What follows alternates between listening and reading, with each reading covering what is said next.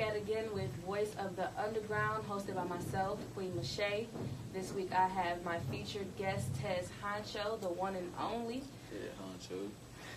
You know, Tez Honcho, he's here. He's known as an artist in the city, great artist, but also a very respectable event organizer. Great artist.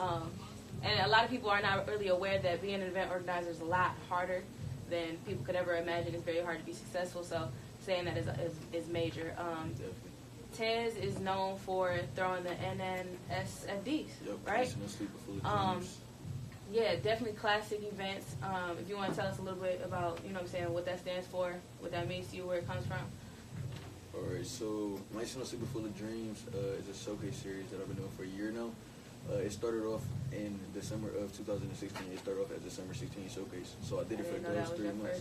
Yeah, so I did that for those 3 months, and then once I stopped, people was just like, man, you gotta keep this going. Like you can't stop. Like you gotta keep doing it. Right. And the owner of the venue had contacted me too. Like, man, I want your show back. Like you gotta keep doing it. So one day I was sitting in class. I had a class. It was a drama and play class where we studied like the art of play. And we started off our class, the same exact way every single time, just saying like, where was we coming from? And you could say where you was coming from. It could be something literal, or it could be something figurative. It could be I was coming from my dorm room, I'm coming from this hall, or I'm coming from a cloudy sky. It could be anything. So the night before, I had hosted a showcase for DJ BJ, and it was one of those nights where like after I hosted the show, I just stayed up all night in my feelings, just thinking about my dream, thinking about where I wanted to go, thinking about the places I could end up, and thinking about how I was unsatisfied as where I was at. Right. So with the hosting? Yeah, just in general, Okay. So I was just like, I'm coming from a night of no sleep, but full of dreams. That's sweet. And as soon as it came on my mouth, I was just like, oh yeah, oh that's it. I'm like, oh yeah, we ready with that. And that's one of the hardest things I find myself with is like, what do I name stuff? Yeah. Like the things that I create, what do I name it? And when you get a sweet name, that you've been holding on to that, and I feel like a lot of people take to that. Yeah. But a lot of us feel that, we do stay up late night feeling that pressure, from life. And overall, I wanted to just be a whole movement just for artists, period. Not even just music artists, just the whole form of art. Like we all stay up, thinking about what we want to do. Definitely. Even with the naysayers, like it's been a lot of times, even late nights where I'm, staying up right in my room, and my mama like, oh, you too loud. Like, you know what I'm saying? Like those nights too, So. Right.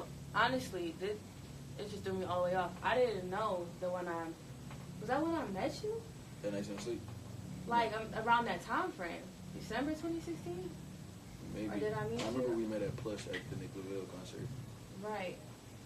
Yeah, I want to say I met you around that time. Now, when I was going to I went to your event. Mm-hmm. I remember, and this is like kind of like right after that thing that we went to, at Club. What is this on Gratiot? Oh, Club Ring. Yeah. You was that around then? That's not where I met you. I met you at that Nick LaVelle thing. Right. But that was the first time I ever went to one of your events. And I remember thinking it was so dope. I just had a great time. That sounded like it was Lit House. I don't know. It had to be. I never did a show at Club Ring. No? Oh, yes, I did. That was you. It could have been. It could have been. It was definitely you because I remember like being geeked up. Like, oh, this is dope. Yeah. And that was the first time I ever heard you perform. Mm-hmm. I think that's when I really was like, oh, like these dudes are dope. Like, they're talented. Hey. Yeah. I always am so inspired by your showcases because, as organizers, we all have our own little take. We all have our own little spice to it. You know what I'm saying? But your events are special because they're not necessarily as competitive. You know what I'm saying? Like, people that go to a lot of showcases go for themselves. You know what I'm saying? The psychology behind it all. They go to win or they go to show off. But people come to your showcases for love. Yeah. And it's not even just about the people performing, because a lot of the times I'll go to your showcases and I'm looking around and I'll see all these artists that I know are amazing, and I'm like, oh, hey, are you performing? And they'll be like, no, I'm just here. And you don't find that often. Yeah. You don't get that at other people's showcases. People are only coming if they're there for themselves, they're there to win, they're there to do something for an individual benefit. But people come to your stuff because of the aura, the energy, and you don't get that. I don't get that anywhere else. I feel like the only person I feel that closest resembles that is Temperance, her events. But that's it. I don't really feel that anymore because Crowd Freak is amazing, especially like what they've been working on, getting a lot of artists on big shows. But it's a very competitive environment. People at your shows, they come, they clap, they're involved, they care, And I think that's the most beautiful part because it is art and we are artists and we're there to express ourselves. Yeah, and that's dope because actually when I first started the show, when it was the Summer 16 Showcase, it was a competitive thing. Like, it was like you would win a cash prize. I was always giving out like different stuff every month. Because I really kind of like set back and people would work and would didn't. So I was going to a whole bunch of other showcases and that's what made me want to start mine. Because I was just like, bro, they don't care about the music. They don't care about these artists. They just trying to secure their bag. They don't. And that's the saddest thing because I feel like a lot of people genuinely, they're in it for the profit or they're in it for, you know, whatever it is that their ulterior motive may be. But a lot of people do not care about the artist. You know, and that's why you do have those artists that come back and just say like, "Hey, I'm just here just to support Tez," because because they feel it genuine. Yeah, to be genuine is a whole different kind of love. Right. Yeah. Well, basically, I know that you started in the smaller building. You were saying that was where the guy wanted you to come back. Is that the building you were talking about? Yep. All right. So I remember I went to one of your events and it was completely packed. Like, I had to leave because I came in and I couldn't breathe and I couldn't get through the room. And, you know, ever since then you've been at a bigger location. So, you know, congrats on that because it takes a lot to pack out a venue, especially to that capacity. Yeah. People are like, yo, I got to leave. I love you, bro. Come dap you up. All right, I'm out of here. Sure. You know? That's one thing that I feel like always made National Sleep different was the venues.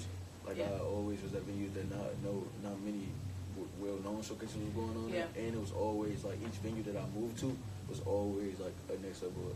Like, even next month, like, the venue that I'm in next month is a whole different thing. Yeah. And it does make a difference because, you know, we're both marketing majors. We talk about that. People, when they get too used to something, it takes away the aura, the feeling of an event when people get too used to a certain location. So a lot of organizers do use the same locations. That's, you know, so it definitely does give it another touch. Now, we're going to talk about the music now. You have been doing music for quite some time now. Been tapped in. Very, very well respected. And, you know, when you're throwing showcases, when you're hosting, no matter what you're doing, you know what I'm saying, you always give us a little taste of your artist side. And at this point, I think the whole city knows the lyrics. We can't help but know the lyrics. So, but today we're here to talk about We Are Never Ending.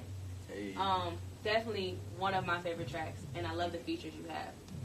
I saw them at one of your shows. That was dope. They're very, very talented, raw people. Yeah. And it was a beautiful song. So, where was the inspiration of that song? Where did that come from for you? It was just, that song was actually like a whole bunch of situations into one. Yeah. And definitely shout out to Denali J and Crystalline. Denali actually does radio as well. She got a show called Trap Talk.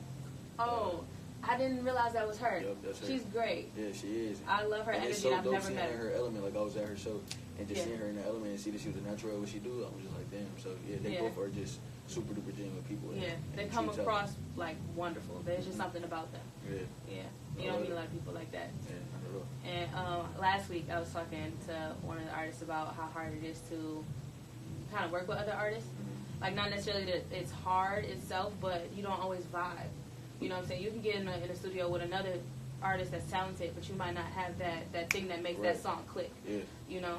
So it was very, like, a very, very genuine song, a very genuine feeling. I'm glad you brought that up. That's my favorite song. Like, and forever will be my favorite song. The song is just, it's so poetic in a way, and just so different. You know, it's got a whole different vibe to it. It's definitely people poetic. That love that song, they like really, really love that song. Yeah, I mean, once you get away from the mumble rap and trying to party and stuff, and you look for quality, definitely a top for sure. Thank you.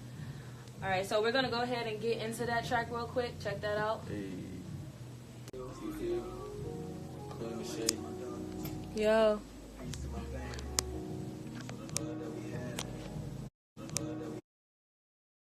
Cause you low key.